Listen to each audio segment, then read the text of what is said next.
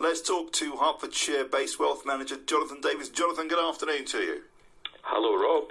Jonathan, welcome to the programme. Mr. Hammond is also predicting that 600,000 more people will be in work by 2022. I mean, that sounds amazing.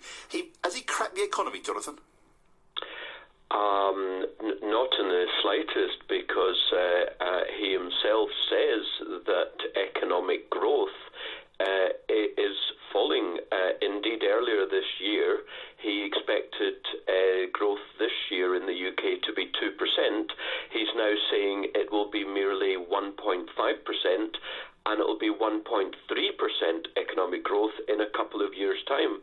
This is extremely lackluster. I've been saying to you and your listeners for the last year or two that at best the economy is mildly growing, which is astonishing given the vast amount of stimulus over the last several years. And at worst, we're in long-term economic depression. And incidentally, it's a technical point but worth making, that John Maynard Keynes, the eminent economist, said that economic depression doesn't need to actually have a falling economy. It just needs to be an extended period of slow or no growth. And as far as I'm concerned, since 2008, it's now nearly 10 years ago, we are in economic depression, and it seems to me they're doing nothing about it. They're just continuing the same policies, thus keeping us in slow or no growth for as long as you can imagine. Well, Jonathan, maybe he is a very cautious Chancellor by nature, of course, but maybe he can't do whatever he really wants, because apart from trying to steer the economy through the myriad of problems that any economy normally has, he has to pay for Brexit. Pay for Brexit. Well, we don't know. I know we don't know what will come out of the woodwork with Brexit, what effects it'll really have on the economy. He surely has to be preparing for that. If only he were, because Brexit numbers were hardly mentioned. Certainly, the proposed deal that Theresa May will make with the EU, that we might hand them some tens of billions of pounds, which to me is the most astonishing thing on earth. It wasn't mentioned.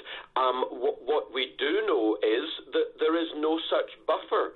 In fact, only 2 or 3 years ago, the then Chancellor said that by 2019, the annual finances, there would be a £10 billion surplus. Now the Chancellor is saying by 2019 there will be a £15 billion deficit. So that is £25 billion, not an insubstantial amount of money, in the wrong direction. So, I don't know where the buffer is going to come from that you're suggesting to pay for Brexit. As far as I'm concerned, we shouldn't pay for Brexit. That's, of course, another story. Okay, well, I'm not perhaps reverting to the divorce bill or the punishment bill as it's now being called, but of course we don't quite know what is going to happen to the economy. That's why I made the point that perhaps he has to be more cautious than he needs to be. Yeah, it's nothing to do with Brexit, the Office for Budget Responsibility. It's not the Chancellor of Exchequer, who is, remember, merely a politician. It's the OBR, which has forecasted these economic growths and downgraded this year's economic growth from 2% to 1.5%. Okay. It's because of the ongoing policies since 2008. That's the reason why we're in depression. We need a major change. I don't think we're going to get it. But can we talk about things like housing? Because the stamp duty change will apparently encourage people to buy.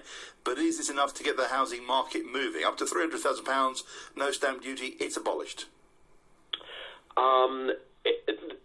I don't think there's any doubt that some more people will be attracted, first-time buyers, this is what we're talking about, to buying a property than were before.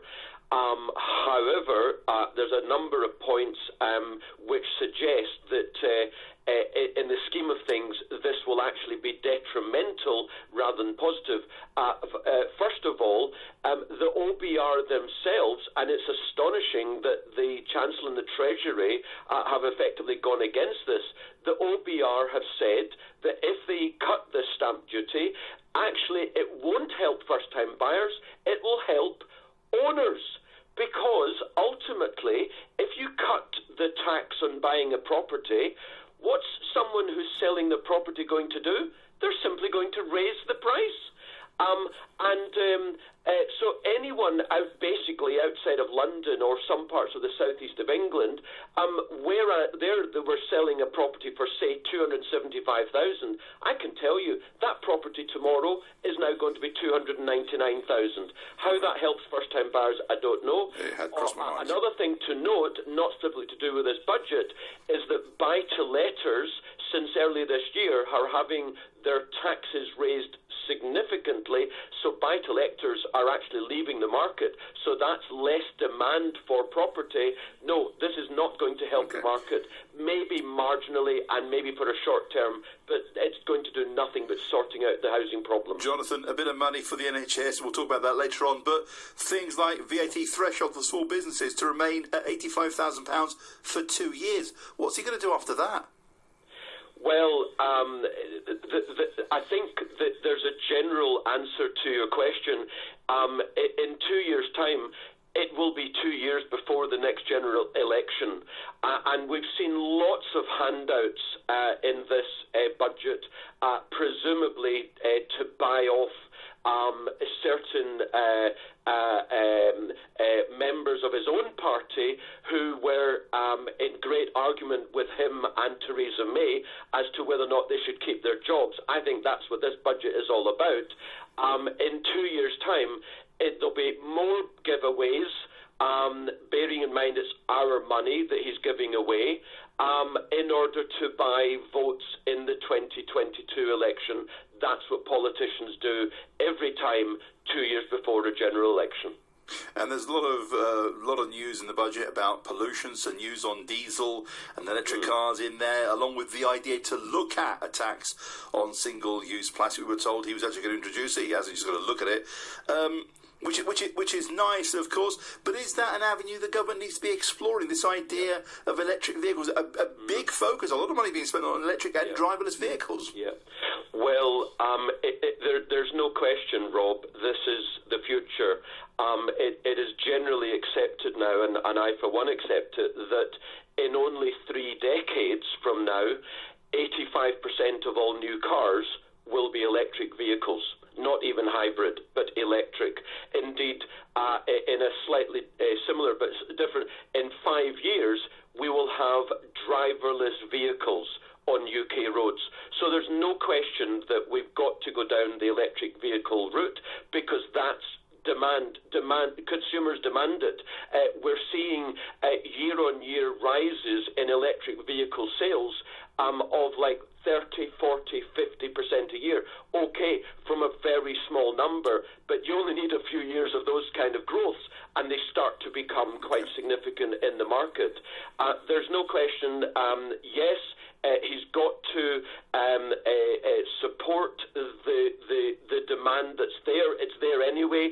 He's got to help the infrastructure by building, for example, charging stations all over the country, because, of course, one of the problems of electric vehicles right now is that there are very few places where you can actually charge your car.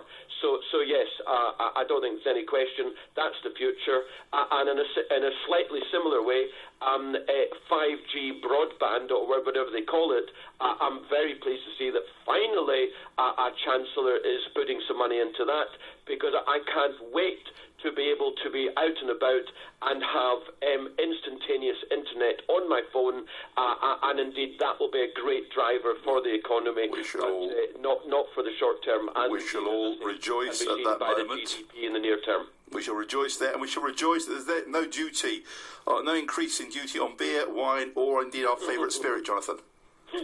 Well, yes. You carry on drinking without fear. What people forget about these so-called sin taxes is that it mostly affects the middle class and the poor. The rich basically don't pay about income and VAT and excise type duties and petrol taxes. They don't care about that. But we, the middle class, and indeed the poor, we are the ones who are hit by extra tax on fuel, on pints of beer, on whiskey and wine. We are the ones who have to pay for it because ultimately we're the ones who are always shafted by extra taxes. Are you calling yourself, are you classing yourself as middle class? I thought you were upper class, John. I'm working poor. I thought you were upper class. There's an answer to that, but it's not for broadcast. Thank you, Jonathan.